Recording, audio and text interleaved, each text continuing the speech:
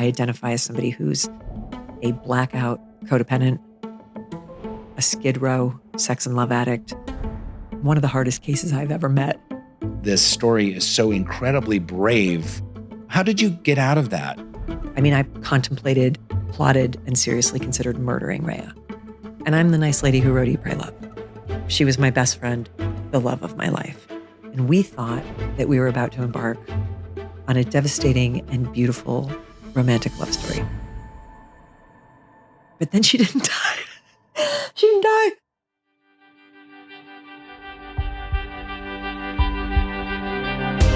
Hey there, it's me, Rainn Wilson, and I want to dig into the human experience. I want to have conversations about a spiritual revolution. Let's get deep with our favorite thinkers, friends, and entertainers about life, meaning, and idiocy. Welcome to the Soul Boom Podcast.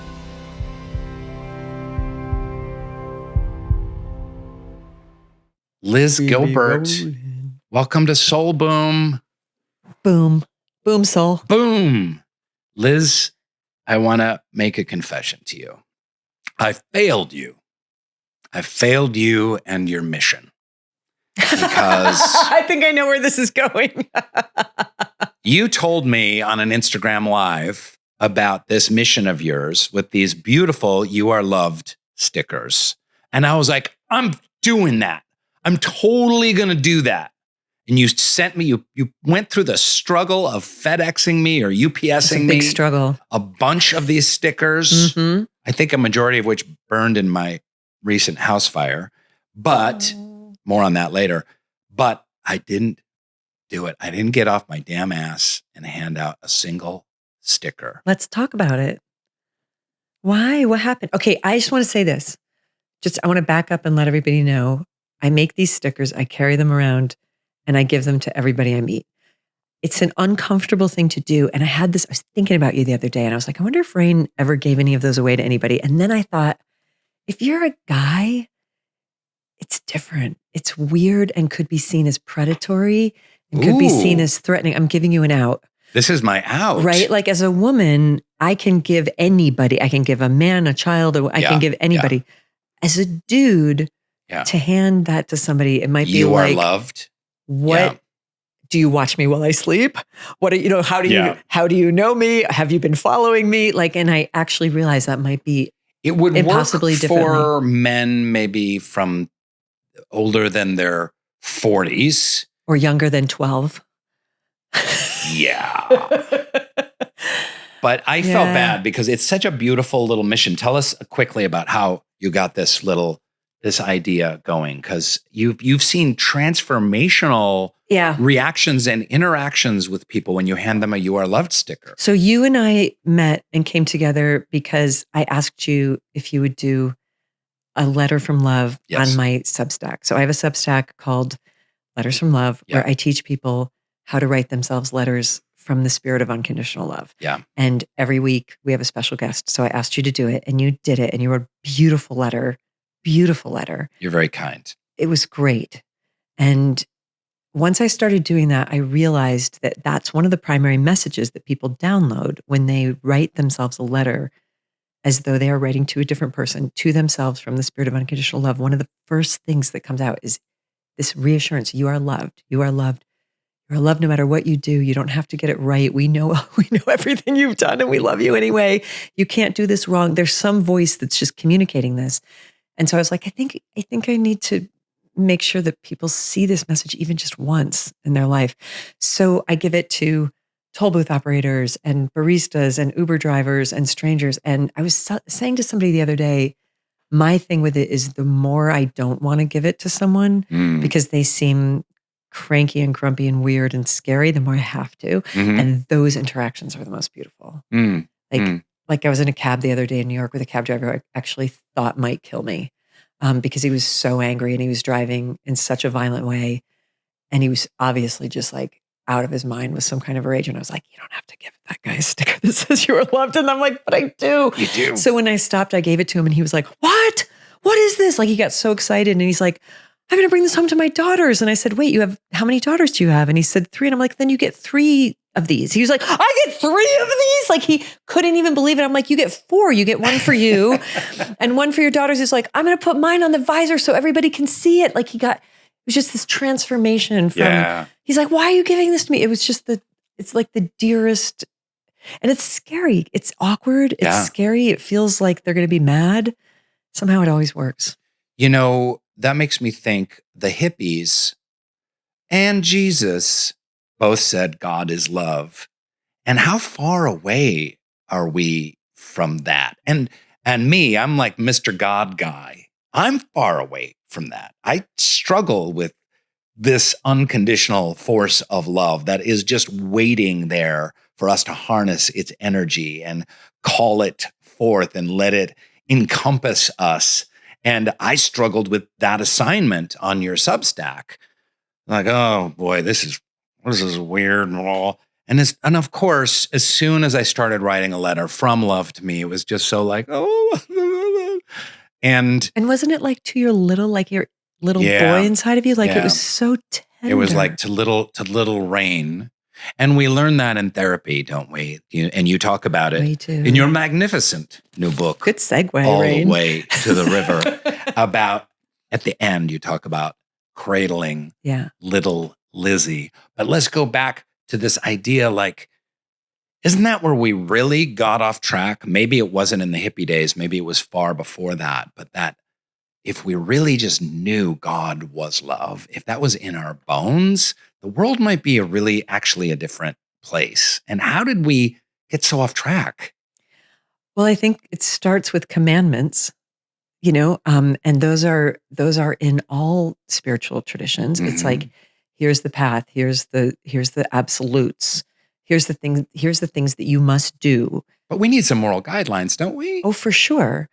But what unconditional love says to me whenever I communicate with it is like, and I'm just getting into my own little thing here.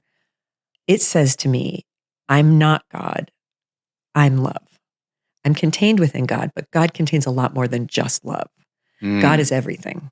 I'm just love. Like, I'm just here to love you. That's it. So I actually have no expectations of you. I have no commandments for you. I'm not capable of being disappointed by you. If I did, I wouldn't be love. I would be something else. So, and I remember one time when I was going through a really hard time and I was in a lot of overwhelm and I was in a terrible situation and I was writing to the spirit of unconditional love in my journal like I do. And I said, I need to know when this is going to end, this situation that I'm in that's so terrible. And love said, that's not our department. Like, I actually don't know. God would know, but that's not, we don't have access to that. So what you're talking about is polytheism in its best sense. Yeah. This is the Department of Love. Yeah. This is what it says. It's like, we're the Department of Love here, honey. We don't have access to the Akashic records. We don't claim to know what's going on or how it will end or what will happen. And I said, if you can't tell me how this is going to end, tell me what to do, or tell me what's going to happen, what good are you? And love said, I'm here to sit with you during your darkest hours so that you don't have to do this alone. That's my only job. That's beautiful. That's it. It's my only job. And I'll tell you, Rainn, like, having been on the receiving end of that now for years, because I've been doing these exercises for years. And then somehow, let me circle back. That settles my nervous system, because that's the sort of foundational destructive question at the bottom is like, am I loved? Am I worthy? And love's always like, you don't have to, I don't need you to improve. Like, I don't need you to get better. I don't need you to get sober. I don't need you to get well. I don't need you to be a different person. Like, I have no notes. Very happy with you exactly the way you are. I just can't help it. You're doomed to be loved by me. I just love you. And having received that enough that it's kind of in my marrow now, I find it's a lot easier to sit with people who are in a lot of pain without trying to fix it. Because I now know that unconditional love doesn't try to fix me when I'm in pain. It's just present with me. It's just like, I'll just be here with you. So you have literally learned lessons from love, like life lessons. Yeah. Just how about you just be with me so I have company in my darkness? Yeah.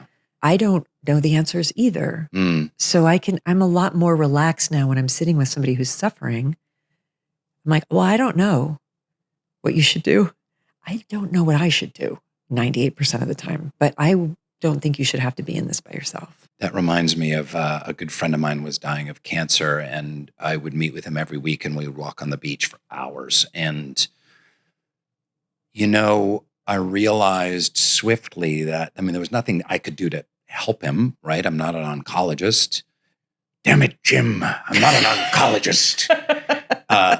But what he needed was just someone to listen, deeply listen.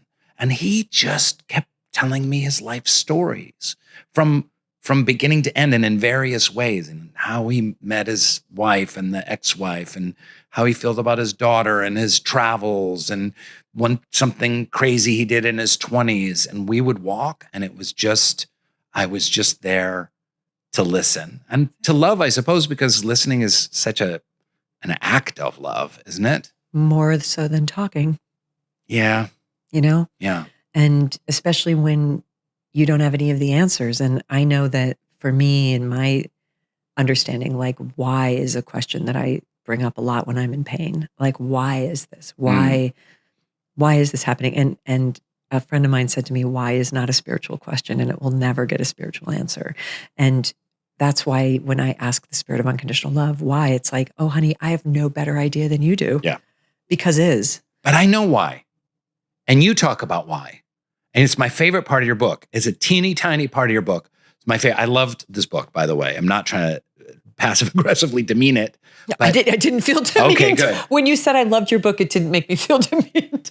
Well, this one aspect of it, you talk about life being Earth School. And this is something that I have explored in my book and in writings. And this is essentially in every spiritual tradition. Life is Earth School. And that is the why. Like, when you're in your darkest hour and it feels like there's no hope, and you're journaling letters to the cosmic force of love going, why? Why is like, there is a spiritual answer. Why? It's Earth School. Good luck. Good luck with this one, kiddo. You're in grade 6 now, and the curriculum includes this devastation. Yeah. And it appears to be contractual that nobody gets to move through Earth School without lots of devastations. Yeah. It really does seem to be that that's what you get when you come here. So what I talk about in the book is this concept of, like, Earth School is the most accelerated curriculum in the universe for souls. It's a very difficult school. You come here to be embodied in these bodies of great apes, which is profoundly weird, and to be, like, crammed into this tiny material spacesuit envelope in order to have certain experiences. They're so weird that you couldn't have any other way. Yeah. And that aren't available anywhere else. Look around the universe. Where else is this happening? This is the only school I see. So it's like, and when I think of it as more like, I volunteered to come here. And when you talk to people who've had near-death experiences, that's always reaffirmed. They're always like, they find their spirit guides come and say, like, do you want to go back? And people decide to come back or not. And when I think of it, it's like, I'm willingly here. I'm willingly here because there was some stuff that I couldn't evolve through any other way. I quote in the book Mark Twain saying, a man who picks up a cat by the tail learns something that cannot be learned any other way. And some of us are slow learners. I have to pick up a lot of cats by a lot of tails and be like, well, surely if I pick up the tabby cat by the tail, it won't. If it's and that's a whole, that's the journey of addiction. It's like, how many more times am I going to, pick up this cat before I realize I can't be around these cats? Addicts need to pick up the cat with cats. tweezers or by the hind leg or a baby kitten. I'm going to get a rear end, like piece of machinery that picks up the cat. I'll put the cat in a bubble. Right. I'll put the cat, and it's like, maybe you're just not supposed to be picking up that cat. Maybe indeed. But doesn't that really address this big issue? We talk a lot about mental health pandemic here on the show, and mental health tools for modern living, spiritual tools for modern living. But this whole idea that life is Earth School really, I think, could be so helpful for young people to hear. My parents are getting divorced. I'm sad. I'm struggling at school. People make fun of me online. Whatever. I'm overwhelmed by climate change and now war in the Middle East. Like, what, how do I get through this? It's like, I don't know how exactly, but just know there is a source of love out there, of, just eternal, incredible, unquenchable, benevolent love for you to draw upon. And you're in Earth School, and, we believe in you, and you'll figure it out. Do you know Richard Rohr? Do you know his work? Not personally. I love his work. I don't know him personally either, but he says, and I'll misquote it, but Katy Perry did a song about him.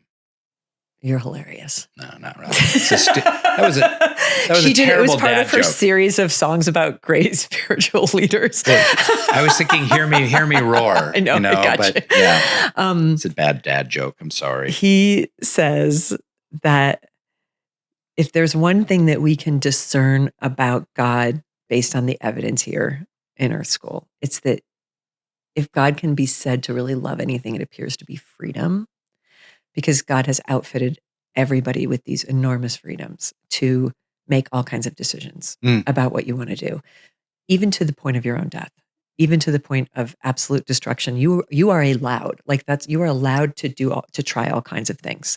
And you're even allowed to not believe in God. 100%. Yeah. No, that's a free deity. It's up to you.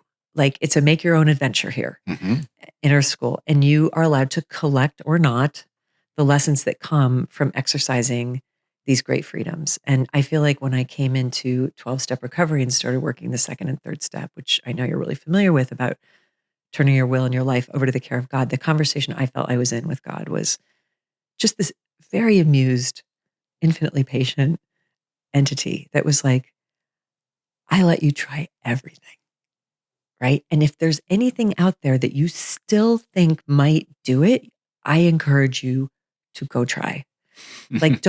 Don't come to me thinking that you're being ripped off from experiences that you wanted to have. Go have them. Really, seriously, go have them. And when you're done, and when you've had them all, and when you've sampled everything and everyone, and you're still hollow, if you're still feeling hollow, if it works, great, we're good. But if you're still feeling hollow, come to me. But come to me because you want to, and because you're curious, not because I'm going to make you come to me. No one's, one of my first sponsors said, no one's going to surrender to a God who is forced upon them. And I don't see God forcing itself upon us. It's if you want this, which I've now come to think is door A and door B. So door A is everything I know, everything I do, all my habits, everything I've ever tried. And I've gone through that door so many times that I know what I get. It's if you're going to open door A, I know exactly what's on the other side of that. A mixed bag. Some excitement, some despair, some failure, maybe some stuff, a mixed bag, right? Or there's door B, which is just this giant question mark that's God with no promises and no certain outcome. And God's would you like to come here and not know what's going to happen? Are you willing to step into don't know mind and just surrender into the big mystery of it?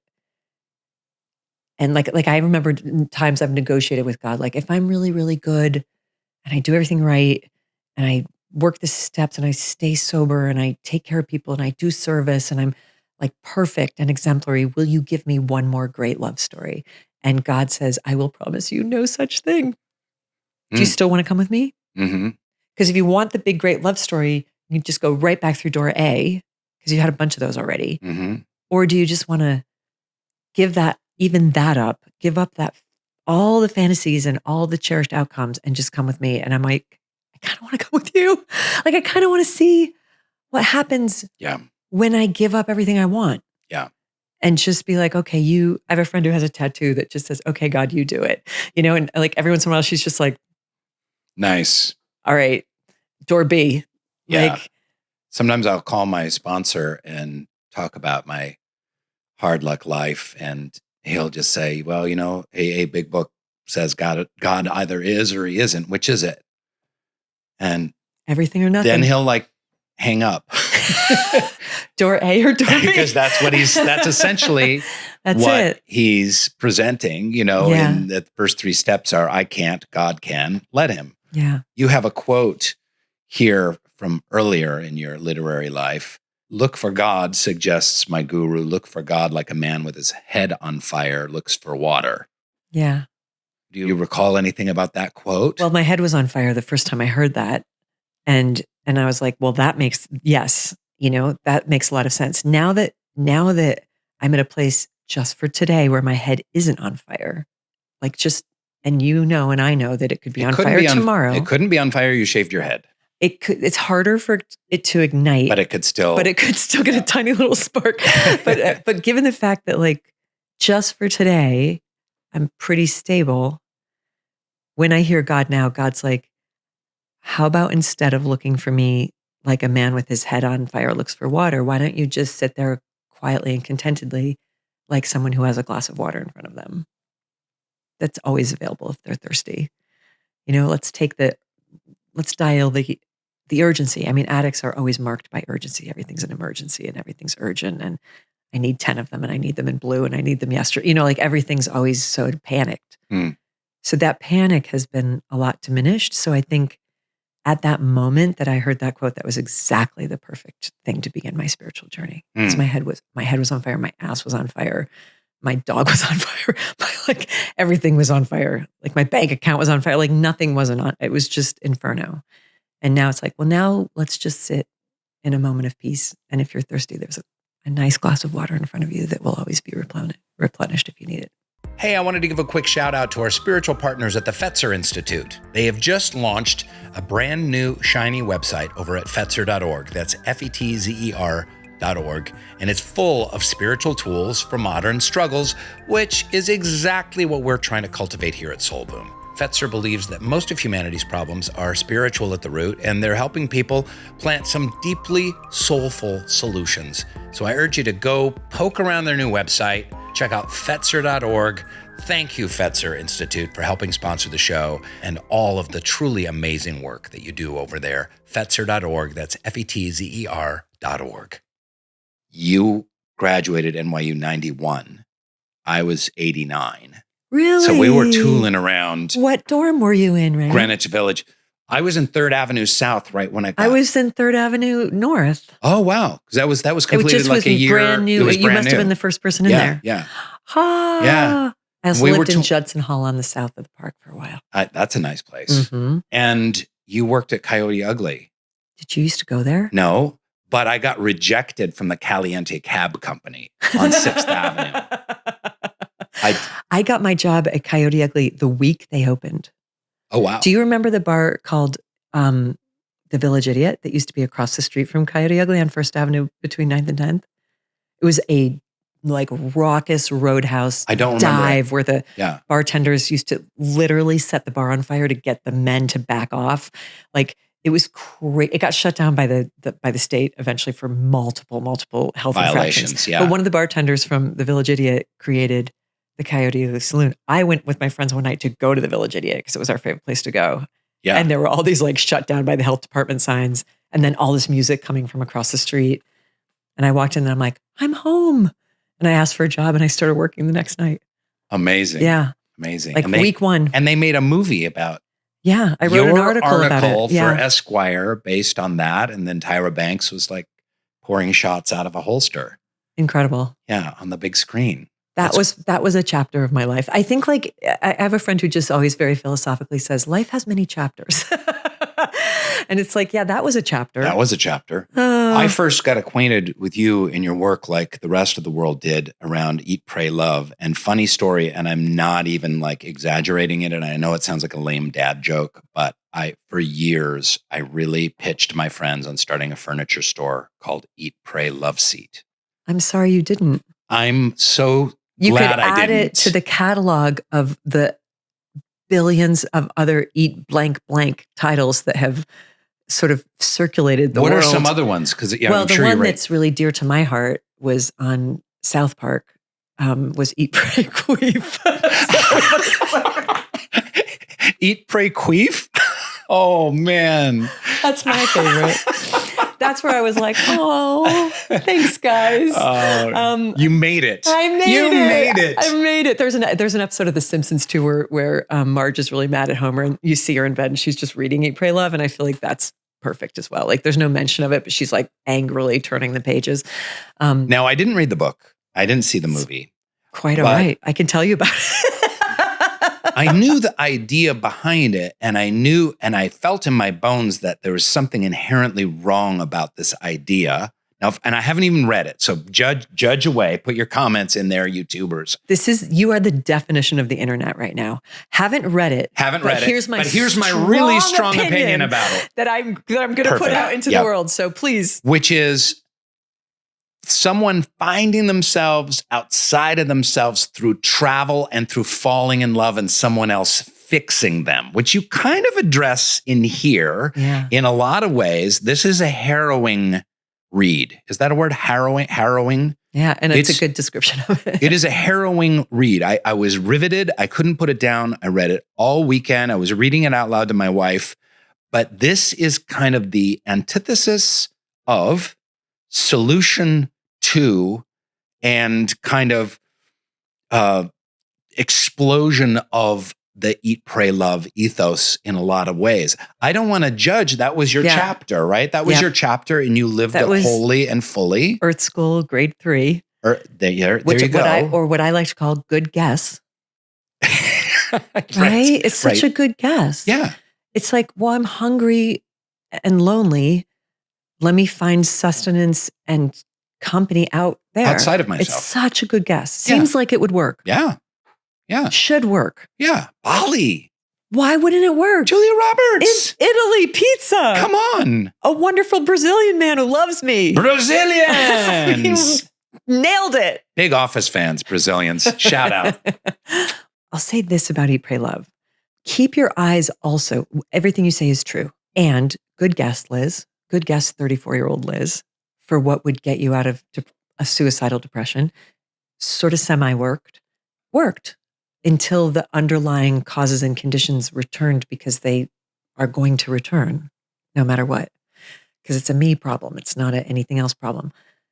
Here's the legacy that I do think is really beautiful about Eat, Pray, Love. The number of women who this book, who through Eat, Pray, Love, gave permission to realize that they actually could change things about their life is inestimable. So I always try to direct people and be like, don't look at me, look at that. Look at the 23 million women who read that book, literally 23 million.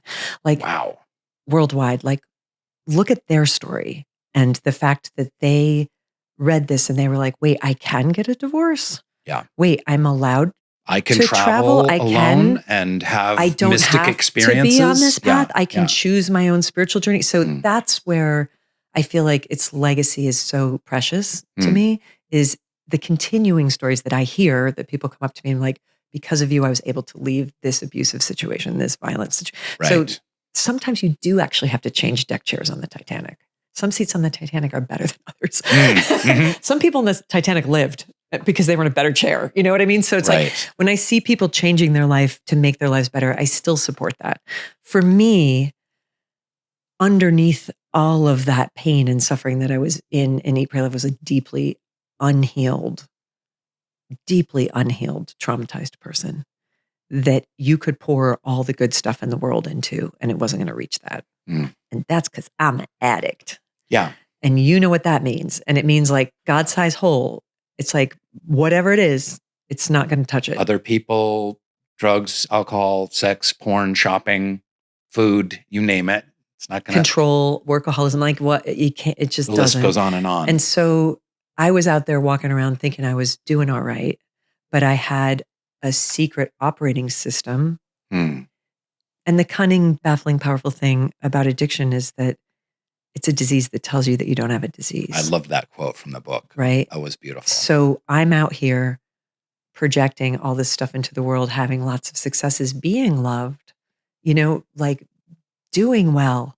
And then this secret below ground layer of an operating system is doing push-ups in the corner, getting stronger and stronger, which is what untreated addiction does. So I identify, just to back up, I identify as somebody who's a blackout codependent, a skid row sex and love addict, like one of the hardest cases I've ever met.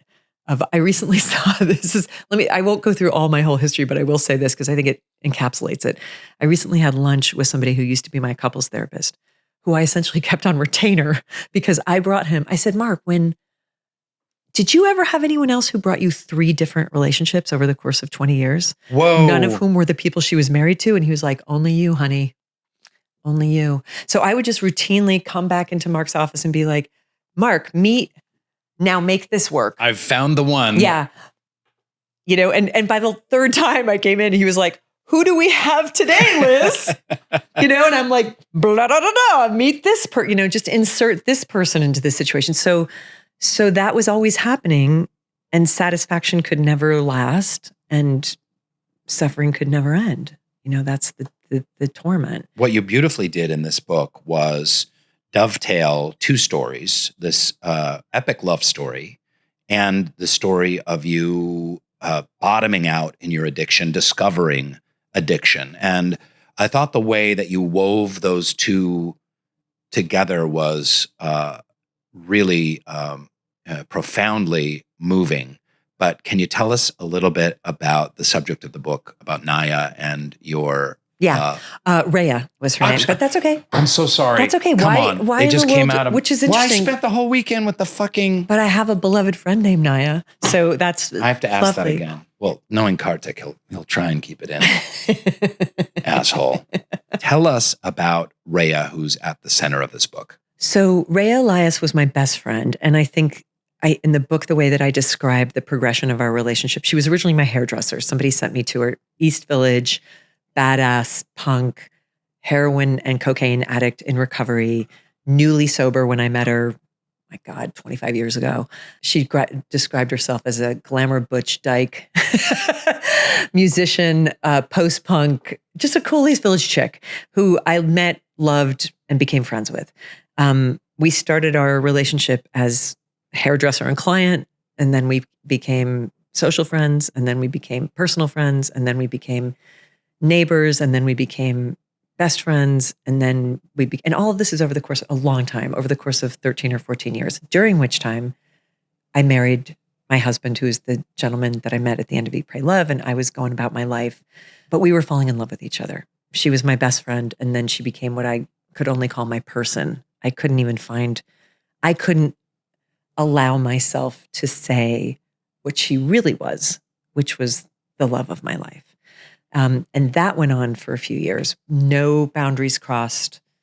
Like I had, as addicts, we're good at compartmentalizing things. So I was like, nobody needs to know about this. I don't even need to really know about this. I'm going to just keep this tucked away in my consciousness. I love Raya.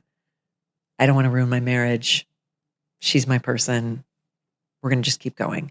And then, as love would have it, Raya was diagnosed with terminal pancreatic and liver cancer and given 6 months to live, at which point it was no longer possible. It was no longer physically, emotionally, or spiritually possible for me to not be open about what she was to me. The idea of her dying without ever knowing and having people come up to me and be like, I'm sorry, your friend died, and just never being able to have expressed to her what she was it made my soul feel appalled. So I very swiftly left my marriage to be with her for the last 6 months of her life. And we thought that we were about to embark on a devastating and beautiful romantic love story. Here's what we didn't know. First of all, she didn't live for 6 months. She lived for 18 months. We had 6 months of a beautiful love story.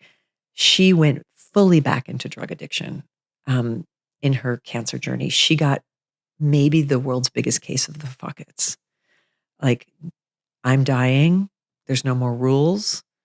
She always sort of had a punk attitude toward the world anyway.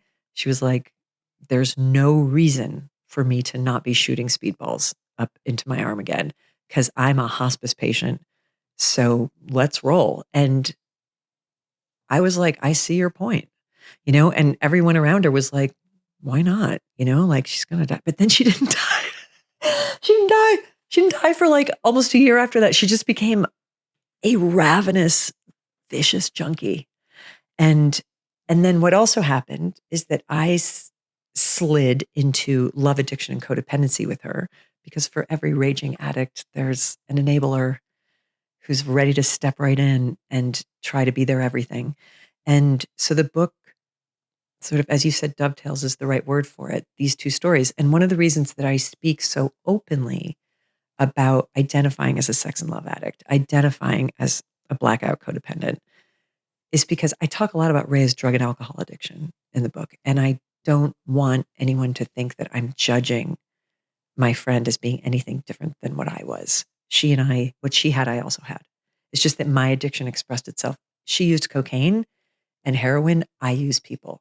And when I get very honest, which I've had to do and which I write about in the book with as much accountability as I can, I have a long history, like a speedball addict, of trying to get my levels right, where there are people that I mean, my definition of emotional sobriety is any day when I'm not using somebody like a drug, because I use people as sedatives and I use people as stimulants. And my romantic and sexual history was just constantly going back and forth between Xanax and cocaine, Xanax and like Valium and, meth. It's like, I have such a disordered attachment style. And it's like, I need tremendous comfort and stability and safety. And then I'm crawling out of my skin and I need to get high. So I need to go find somebody who I can probably kill, who will probably kill me. Like somebody who is so dangerous and so wild that I might not survive it. And then I need to go get super high on that. And then I almost commit suicide when they withhold that drug, which they inevitably do because I become incredibly clingy and needy and desperate. And then that blows up. And then I need another sedative.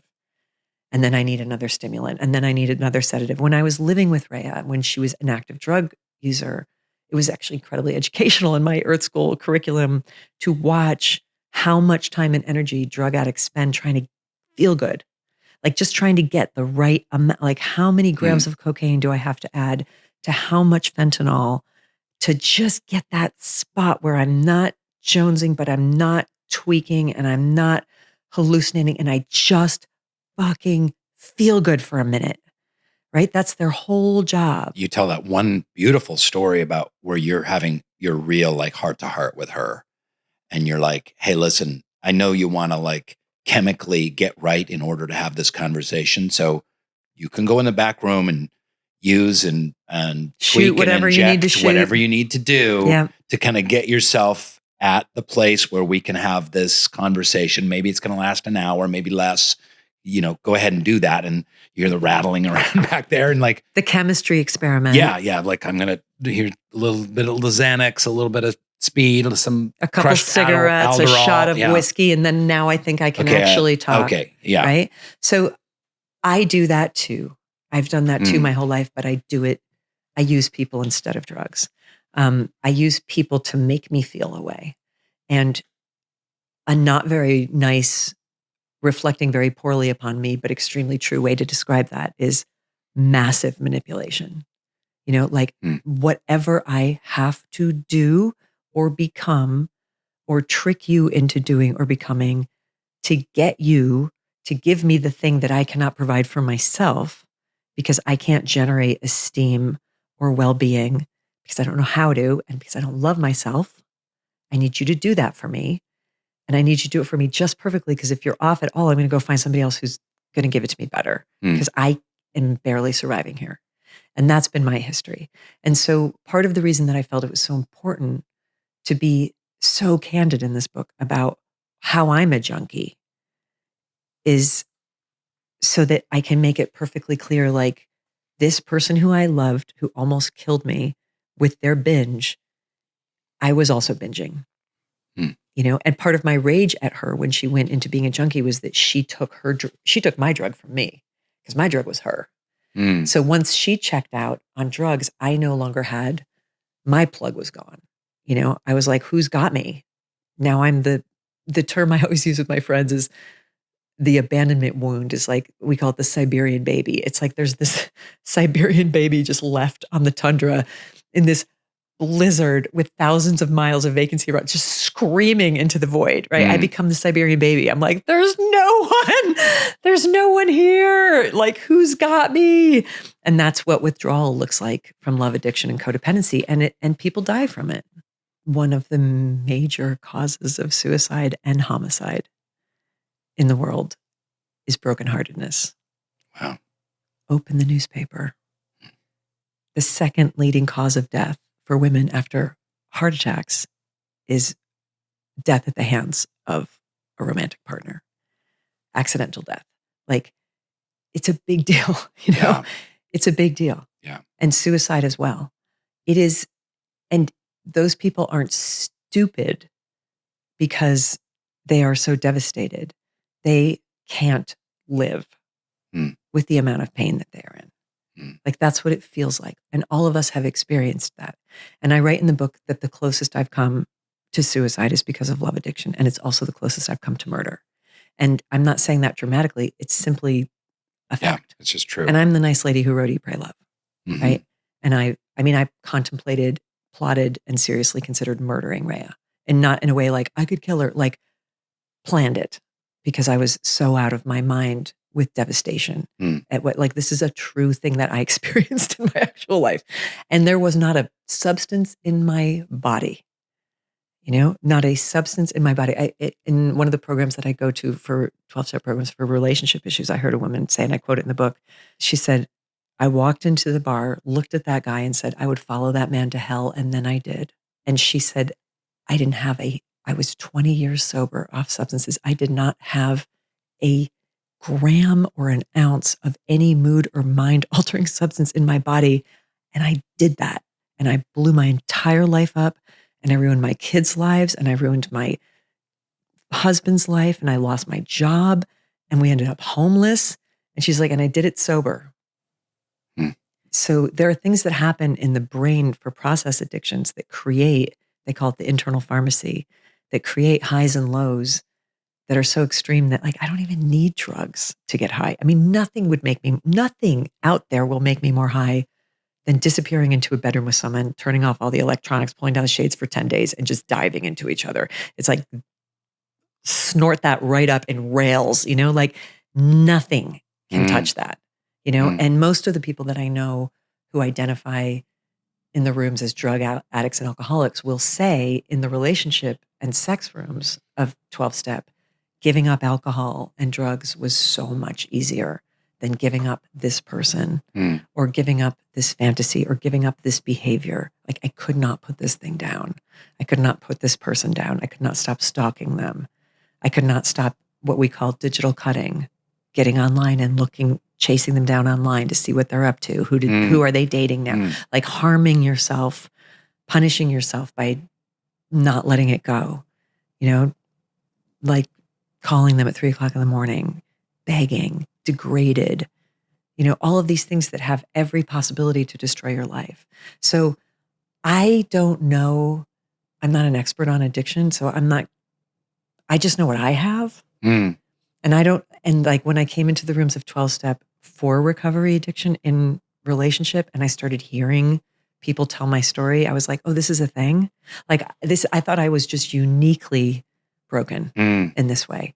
But there's a thing, and there's a program. Yeah. And there's names for everything I do. Like all this stuff that I do, like instamacy. I was like, oh. Wait, say that again? Instamacy. Oh, I haven't heard that before. That's great. Right? Yeah. It's like, all I had to do was hear it. And I was like, 100% know what that is. Like queen of that, So it's just naming it and claiming it, and then seeing other people create lives of dignity and being like, I never thought I would have a shame-free day in my life, Rainn. Like never. Oh, wow. Never. Yeah. And now it's like, I'm okay today. So how did you get out of that? You described this situation where she's in total relapse, surrounded by not only drugs, but druggy friends. And, And I'm paying for everything as a good codependent. Yeah. You hit a real bottom there, and things did shift. Yeah. Remarkably. I mean, it was interesting because not to see it as a game of power, but the trump card she was playing was, I can live a consequence-free life because I'm a terminally ill cancer patient who might die tomorrow. So how in the world are you going to have an intervention with somebody in that headset? Like, what are you going to do? Say you're going to die if you keep doing drugs? She's already dying. Yeah. Like, I'm going to send you to rehab. There's no rehab in the entire world that would take her because she needed the opioids for her cancer pain. Like, there's this thing that the Zens, it's a koan. It's like, I'm in a trap and I promised you I would take care of you until you died. And you keep throwing that in my face and saying you promised me you would take care of me. Go to the ATM, get some more money, get me some more cocaine. Like this is, now I'm trapped in like the bardo. There's no way out. I can't leave her alone because she's smoking in bed and dropping cigarettes on the sheets and setting them on fire. Like, so trapped. And what I now know about trapped is that I'm never trapped. When I think I'm trapped, it's always that there's just a door I don't see yet. There's something I don't see yet. And that's when I go to God and I'm like, I don't see, this looks like a trap to me. And this feels like a trap and it feels like I have no options. And the option always is you're going to have to tell the truth. That's always the way out. Well, that was such an interesting part of this story too, is that your image management throughout this, when people would call, like, how's it going with Raya? Look, great. Yeah, I mean, she's suffering and we're struggling, but we're together. And I'm such a good caregiver. We're trooping she's through so this. Strong. Yeah, she's so strong, and I'm so admirable. So people on the outside didn't have nobody any knew idea because I wasn't letting anybody know. And so what ended up happening was that I had to tell the truth, and I started calling some people who had experience with addiction and being like, "I'm in the ninth circle of hell. What do I do?" And what was interesting was that a number of people were like, you need help. Like, you need to go and get support for. Because you started with like, what do I do about her? Yeah, she's the problem. Yeah. Obviously, she's the junkie nodding out in the corner with this smoldering cigarette in the bed with like $6,000 of cocaine next to her, screaming at me. That's obvious. The problem is, it's obviously not me. It's obviously her. Anyone would see that. I'm the good one. Like, I'm the nice one. I'm the generous one. I'm the kind one. I'm from Connecticut. I'm the nice lady from Connecticut. I'm the sweet one who wants to help, right? I'm the angel and she's obviously like that duality was what we were in. But they were like, there's programs for people who have loved ones who are in addiction and you should go to a meeting tonight. And a friend was like, there's programs for people who have sex and love addiction. And I've been watching you for 30 years. And this is just another thing you're in that you're always in. And you might have a bigger problem than that junkie in the corner. And that was like a moment of like, what? Pearl clutching. How very dare you? I wrote books about how to recover from, what? 23 million women left their marriages because of me. I can't possibly be the problem. So that began my own recovery journey. And the conversation that I had to go and have with Raya was to say, I can't be in this story anymore because it is too degrading to me. And I co-created this with you. Like, you and I built this nightmare that we're in. We built this whole nightmare together, 100%. And I deified you. I gave all my power to you. I enabled you. And I haven't drawn a boundary ever around you. And I decided that you were my answer to everything in life. And you did all this. And this is what the end game of this is. And I can't be in this anymore. And I wanted to be with you until you died. But I think I'm going to have to say goodbye to you now. Because otherwise I'm also going to die. And you and Raya, when she was sane and sober, would have been the person to tell me to do that. I mean, I watched her for years counsel people who had family members who were addicts and say, the very best gift that you can give to them is to leave and let them experience consequence. Like, you can't save them. You can't control them. You didn't cause it. You've got to get, and they're going to take every single thing that they can from you until you have nothing left. I mean, she taught me that. That was the real Yoda thing, like the Obi-Wan Kenobi thing. It's like, she taught me that so that when she became that, I knew what to do.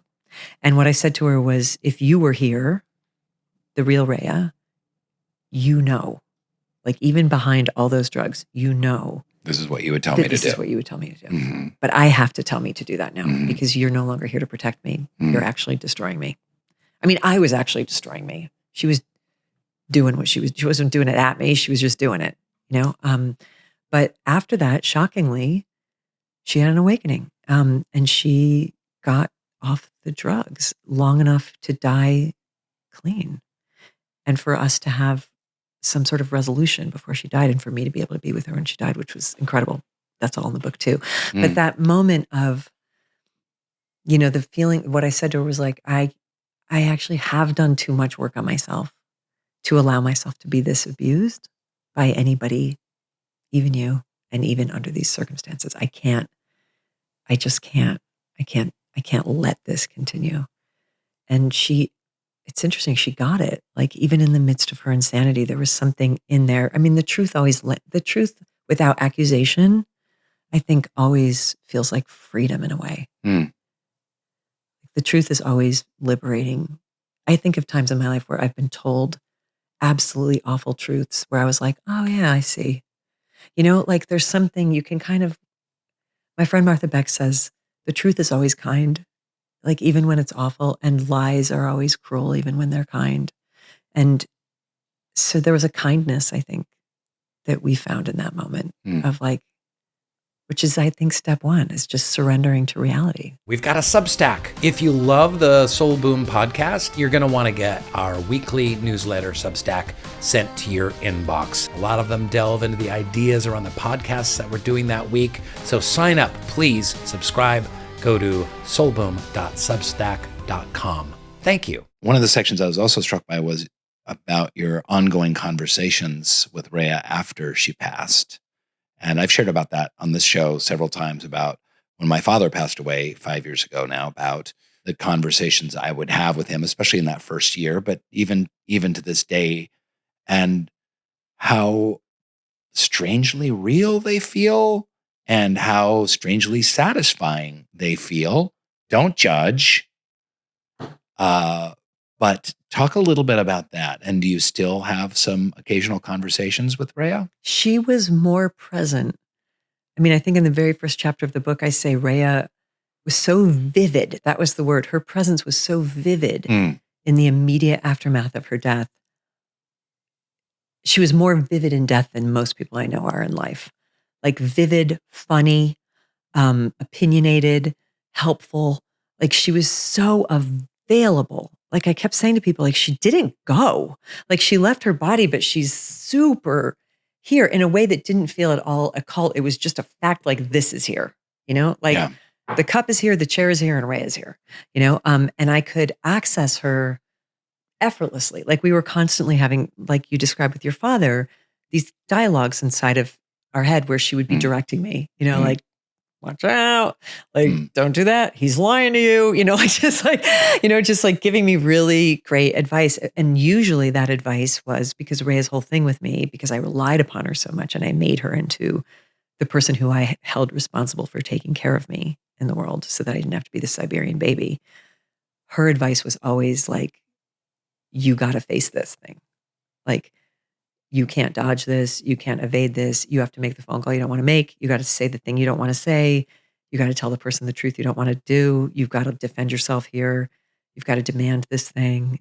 Like all the stuff I don't want to do as a tremendously conflict-averse person. She kind of became a voice of your conscience. Totally. In a way, a voice of your integrity. Yeah. She's like, your step intuition. Up, suck up, man up. I got bad news for you. The only way out of this is that you have to address it head on.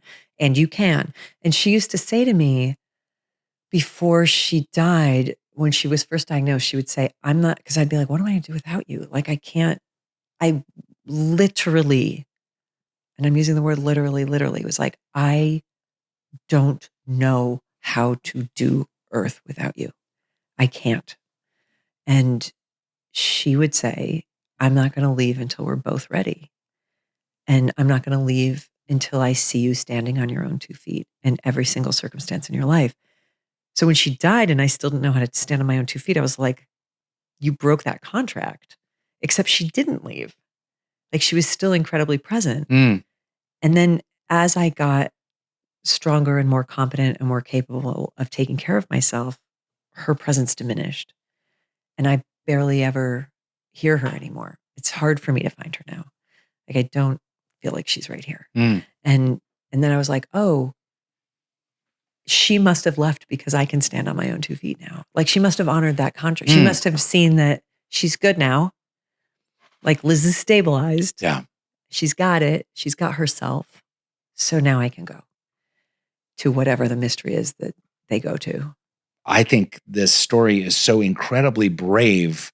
I mean, you talk about warts and all. I mean, you shared every last blooming thing about yourself in here in a way that I never could. Bless you, but bless also the legacy of this story and this book and how it can impact so many people, not just women, to dig into this very real and devastating addiction.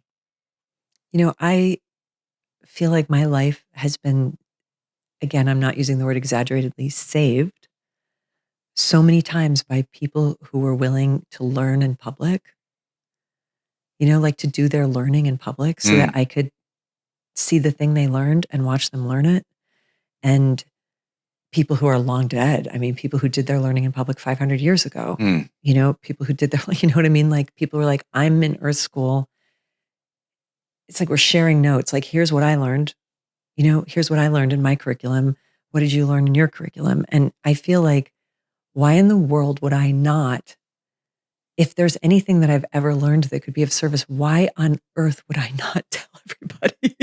You know, because I sat in therapy for 25 years talking like 45-minute section after 45-minute section after 40-minute section at a time about my relationship chaos with really lovely, intelligent, compassionate therapists, not one of whom ever were like, bitch, you a sex and love act. Well, that's like, there's a, like you, that's astonishing there's to me. But then I went back What's because I was the deal curious there? Yeah. and I spoke to some of my therapists and I was like, did you know that there's a 12-step program for some of this stuff? And they were like, never heard of it because of how carefully, and this is the beautiful thing about 12-step that we love, how carefully things are kept private. And I also think specifically in the programs that are about sex and specifically, subspecifically in the programs that are about women and sex, like there's so much stigma and there's so much shame. And I was like, well, I'll do it. I'll talk about it, you know, because God, like, I sure wish somebody had sat me down. That conversation where somebody finally was like, hey. I mean, if you had read this book 20 years ago. I always write the book I wish someone had written. Yeah. You know what I mean? Eat, Pray, Love was the book I wished I'd had when I was 30. You know, Big Magic was the book I wish I'd had when I was 18 and I wanted to be an artist. And Committed was the book I wish I had when I got married. And this is the book I wish I had my whole life, you know, like, because I didn't know, you know, and who's to say, I mean, you know, when you know, it very well could have been that somebody could have sat me down 20 years ago and been like, girlfriend, you got a problem. And I would have been like, I'm good. I mean, I remember multiple times people saying to me, you seem like you're moving a little fast with this person you met last week who you just moved into your house and opened a bank account for. And I'm like, oh no, I'm just passionate. Like, I'm just a passionate person. I'm a free spirit, you know, but if I'm such a free spirit, why do I always end up entrapped and in bondage in these relationships that end up feeling like the exact opposite of freedom? So I don't mind. What am I here for except to, your friend and mine, Mike Birbiglia, is like, whenever people say you're sharing stuff that's so personal, he's always like, what are you holding on to it for? Like, what do you need it for? You know what I mean? Like, why wouldn't I? Why wouldn't I? So people will take from it what they need and leave the rest, I hope. Do you think it's going to piss people off, some people? There's nothing you can do that doesn't piss some people off. And that's become, and I think I'm at a place in my career where there's like a big enough, like I get enough attention that I can count on that. Absolutely. Yeah.